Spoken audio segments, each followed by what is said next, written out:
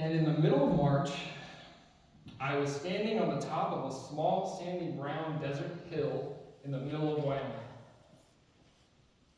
And if you know anything about Wyoming in March, anybody been there? One of you's been in Wyoming. This time of the year can be cold and it can be very windy. And it was not too much of a difference that day. There were no trees that would break the wind. It was just a flat landscape, spread out in front with tusks of little grass. And then in the mountains, there was the wintry peaks of some mountains with the wintry peaks far off in the distance. And then farther away on the landscape were deer and elk, and they were roaming around. They were foraging for anything they could find to sustain themselves for just one more day.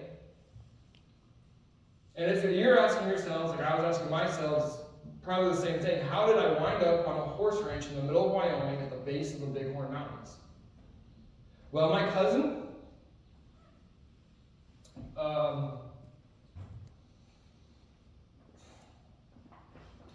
was in a truck wreck. And he had passed away a week before his birthday. We were both the same age.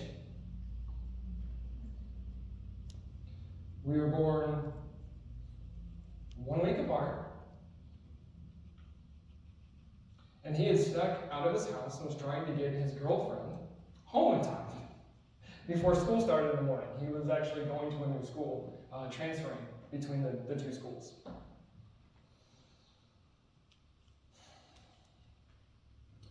And it gets pretty flat in Wyoming on some areas.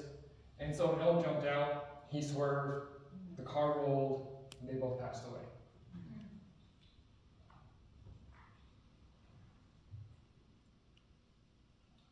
Sorry, it still gets to me a little bit, even when I talk about it.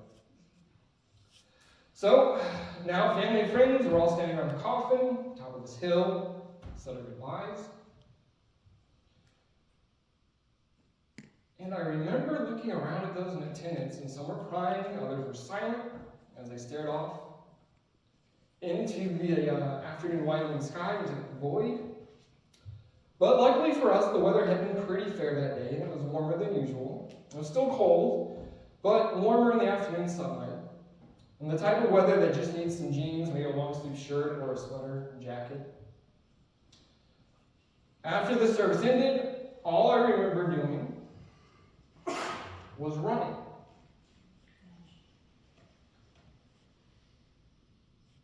I could have caught a ride back to the ranch house. It was 2 or 3 miles away. I could have walked. Heck, I could have taken one of the horses, and that would have been really fun, right? They're all over the place out there. And then this one stallion who was always just getting in trouble. But all I remember was the dust kicking up as I ran, one foot after the other, and it was pounding the dirt trail. When I got back to the house, I didn't stop.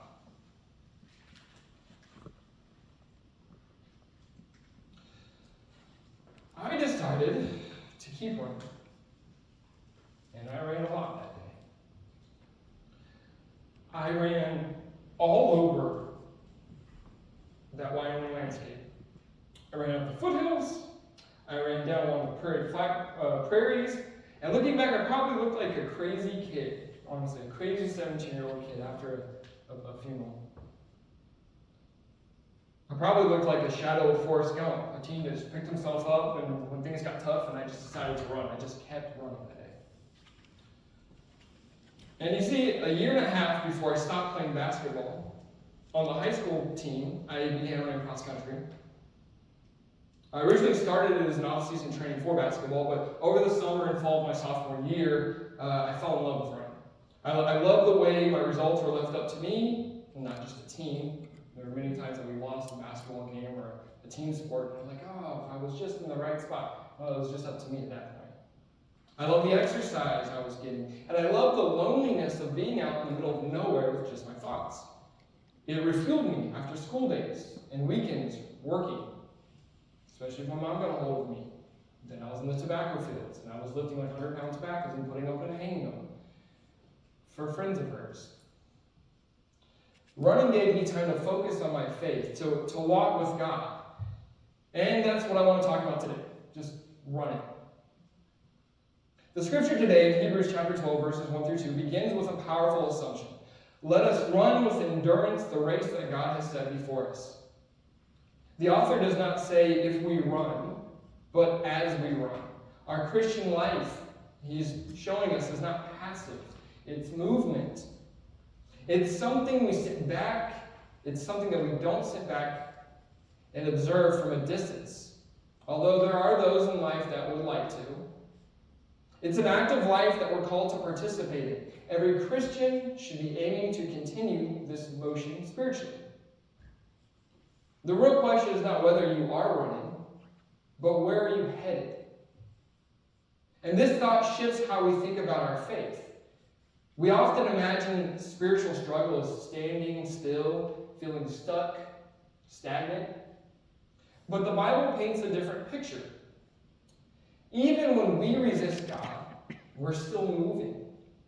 Even when we try to avoid Him, we're still running. The issue for Christians is not the activity, but the direction. A person can be busy, disciplined, outwardly religious, yet moving further away from God. And at the same time, someone who may feel weak or uncertain may still be moving toward Him in genuine faith. Direction, not speed, defines our race. And this makes something clear. Running away from God is still running. It's simply movement in the wrong direction. And that instinct to run away is deeply human. When compression in life comes, we often withdraw instead of drawing near. When obedience becomes uncomfortable, we look for an exit. When God calls us into something costly, our first response can often be hesitation or even retreat. Our feet move, but not always toward the one who calls us. Even the apostles experienced this. At the arrest of Jesus, we see that in the Gospel of Mark, it tells us in chapter 14 that the apostles all deserted him and ran away. These were the men who had walked closely with Christ. Yet in a moment of fear, they ran. Their movement revealed their direction. Fear redirected their steps, and they fled from the very one they had committed to follow. But that's not the end of their story. After the resurrection, their movement changes. The same men who ran away begin to live with purpose and boldness. What changed was not their humanity, but their direction. They still ran. But now they ran towards Christ and His mission. The resurrection had reoriented their lives. And that is exactly what the passage today calls us to consider. Let us run with endurance the race that God has set before us. The race is already laid out.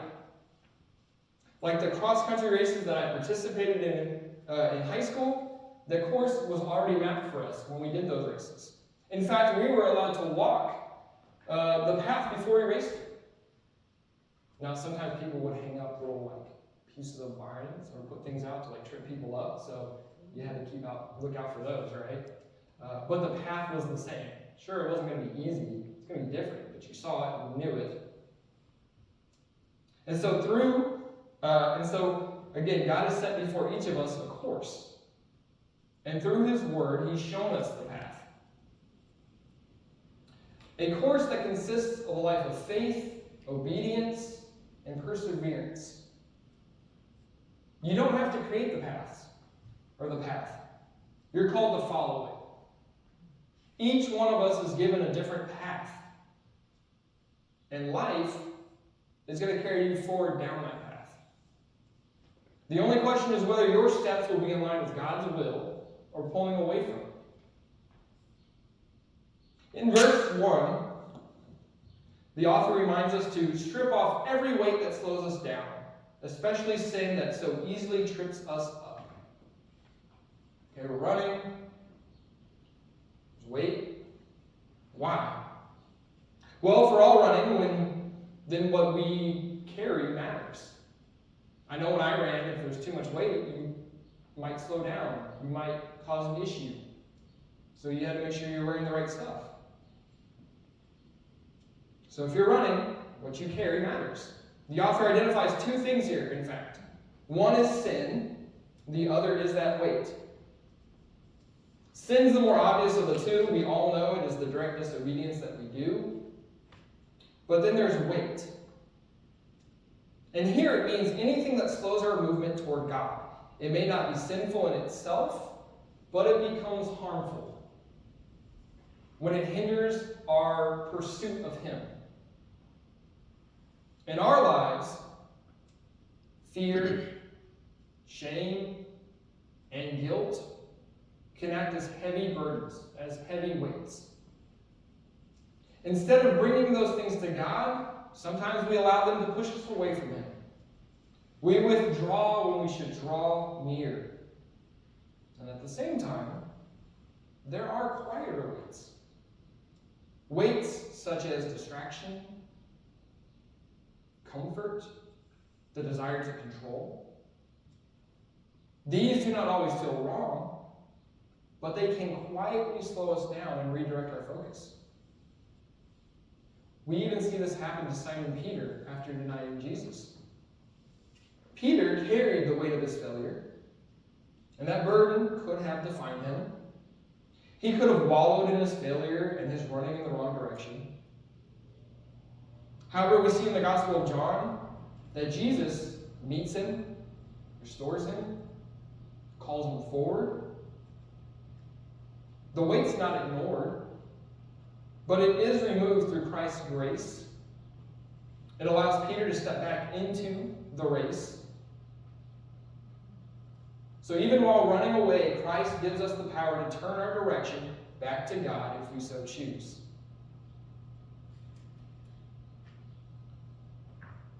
So if we're running, and if what we carry affects how we run, then the next question, more than likely, should be, how do we keep going?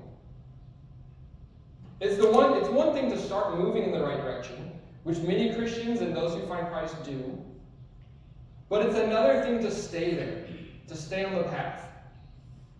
And there are two major things that we find that these verses tell us. One, as we've talked about, is to have endurance. The second is to keep your eyes on Jesus. So again, let's talk about endurance. First, so the author of Hebrews tells us to run with endurance, and that word endurance changes everything. We as Christians are not asked to sprint. Endurance is not a short burst of spiritual energy followed by burnout and retreat. The Christian life is a lifelong pursuit. It is steady, it is ongoing, and at times, it is demanding. The goal for Christians is not how fast we're being, but how we keep going. So what does endurance really look like? What does it mean? It means continuing when things get hard.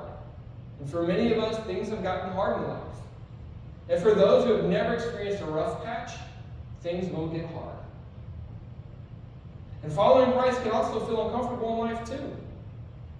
There are moments when obedience stretches you, when faith requires sacrifice, when doing the right thing costs more than you expected. The question is not, will it be hard? Because it will. The question is, will I keep running when it gets hard? Endurance also means continuing when it's costly. What happens when following Christ begins to affect our plans, your relationships, or your sense of security? What happens when obedience asks you to give something up? Do you slow down? Do you step off the path? Or do you press forward? Faith that only lasts when it is convenient is not endurance. It is preference. Endurance shows up when the cost becomes real. And then there are seasons, as a Christian, when faith can feel unclear. Have you ever felt like you were doing the right thing, but you couldn't see where it was leading? Have you ever prayed and felt like the answer was delayed? In those moments, what keeps you moving? Endurance means trusting God even when you cannot trace His hand. It means continuing the race even when the path ahead is uncertain. When the bend around the corner blocks your view. So now we can ask the question, why do Christians, why do I struggle to endure? Often it can be because we expect quick results. We live in a digital age where answers are given to us at the click of a button and in microseconds. School kids today rarely have to ponder a solution. If they ask artificial intelligence, they're going to get an encyclopedia's worth of knowledge in an immediate return. My son, Dad, what's this? Whole list. I know everything now. No, you don't, son. No, you don't. I can promise you don't. Well, it says do it this way. I mean, yeah, it also says to put that command in, but did it work on your computer? No, it didn't. I wonder why. Well, because you didn't have a basis. You didn't start here. You don't have the right parts. You're just going off what the information tells you without doing any research on your own.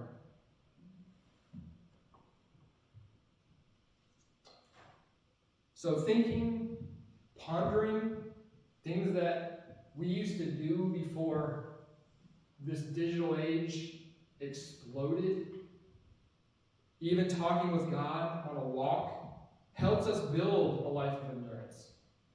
It builds patience.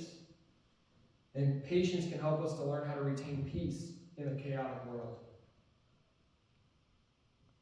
We also want clarity and comfort, and confirmation all at once.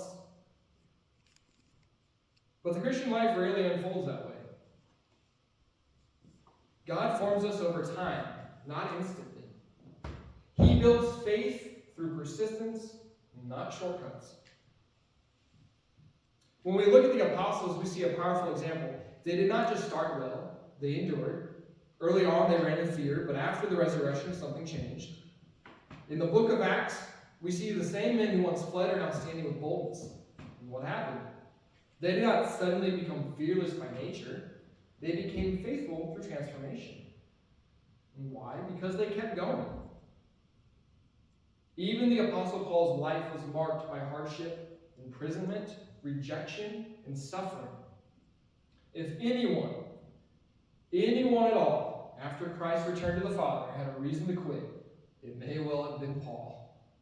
Paul was despised by the Jewish religious elites, unwelcomed in almost every city he went to, and was even brought to Rome to plead his case under the threat of imprisonment and execution. Paul could have ran a different direction. He could have quietly continued his journeys. That's an option. Not made as much noise. So why didn't he? Well, because his focus was not on that comfort, but on his calling. And near the end of his life, he writes in 2 Timothy, I have finished the race. If you notice, he didn't say, I ran the race perfectly. He didn't say, I never struggled during the race. He said, I finished. That's endurance. Endurance is not about how strong you feel in the moment. It's about continuing to move in the right direction even when your strength feels small. And so now we come to the second part of how a Christian keeps going in the right direction as they run the race. And that is fixing your eyes on Jesus. Endurance answers how long we keep running the race, but focus answers where we are going. You can be persistent and still be pointed in the wrong direction. If I were to run my cross-country races in the wrong direction, they would not have counted.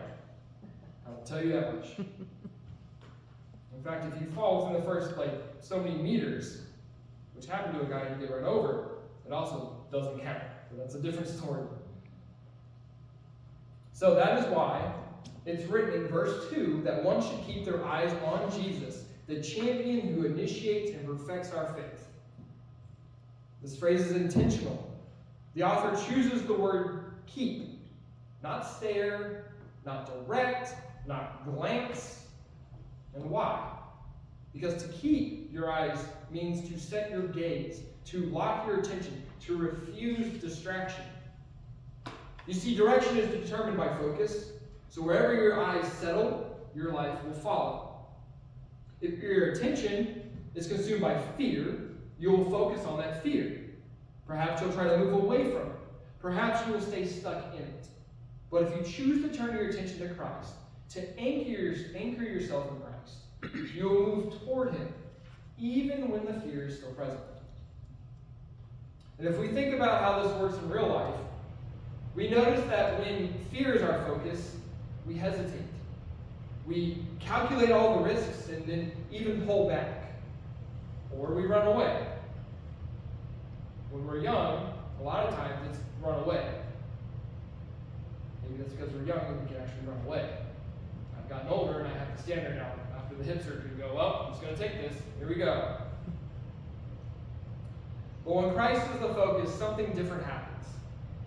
You still feel the weight of difficulty, but you move forward in the race anyway. Because your direction is no longer controlled by fear. It's guided by faith. Jesus is the author and perfecter of faith. He is both the beginning and the end. He is the one who starts our faith, and He is the one who brings it to completion. In other words, your faith does not originate with you, and it does not ultimately depend on you. It begins with Christ, and it is sustained by Christ. It means you are not running alone in this race of life. Jesus, who called you into faith, is the one who is sustaining you in it. The Savior who began a work in you is committed to finishing it. And that knowledge alone can change how you decide to run. Christians don't have to strive to manufacture faith. We respond to the one who's already given in and is continuing to grow your faith.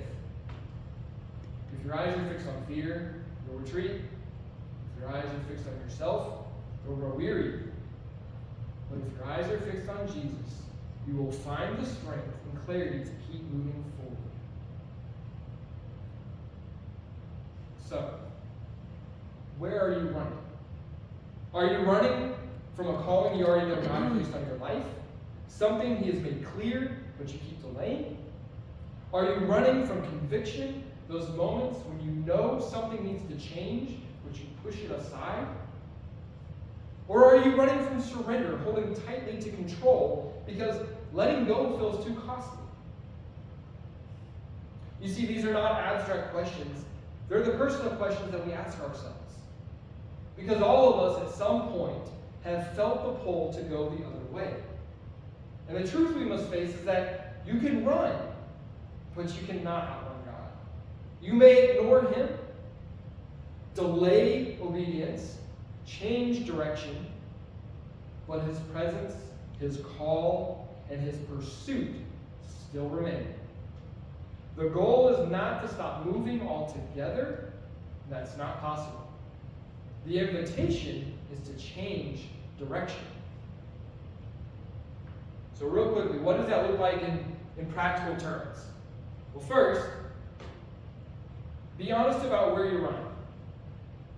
You can't change direction if you refuse to acknowledge the direction you're currently going. Ask yourself, what am I avoiding? Where am I resisting God? And you see, naming it is not weakness. It's the beginning of the transformation. God does not work through denial, He works through truth. Second, lay down what is pulling you away. The weight, the habit, the fear, the distraction. Whatever keeps redirecting your steps, lay it down. Let it go. Not gradually, not halfway, but decisively. You cannot run toward God while clinging to what is leading you away from Him. Release it. Take a step forward toward God. And then third and lastly, take one clear step toward God today. Not tomorrow, not when everything feels easier, today. What is one act of obedience that you can take? Is it prayer, confession, reaching out, saying yes to something God has been prompting you toward? Direction changes one step at a time. When we look in the book of Isaiah chapter 40, it says that those who wait on the Lord shall run and not grow weary. They will walk and not faint. That does not mean the race becomes easy. It means God sustains you in it. When you turn toward Him, you do not run on your own strength anymore. So, if we go back to the beginning today, when I told you about running away from my cousin's funeral, you may have wondered what happened. Well, I ran and I continued to run. And when my grandfather passed, it furthered my running, and I ran away from God, from what God wanted me to do. I ran away from my responsibilities. I ran away from my family. I was angry, and I was running in the wrong direction and on the wrong path for my life. Maybe why I ended up in the Air Force. I'm not sure. I'm still trying to figure that one out. Okay. Anyways. But the more I ran from issues in my life, the easier it became to turn another direction and then run down a different path, right? God had set before me a path, and I decided to go down all these other paths. And so for 10 years, I ran into the world looking for advice, consolement, peace.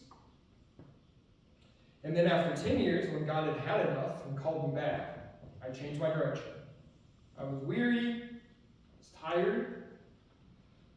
But when I ran His direction, I was filled with energy, purpose, and peace. And how that happened probably is a time for another story about how all of this happened.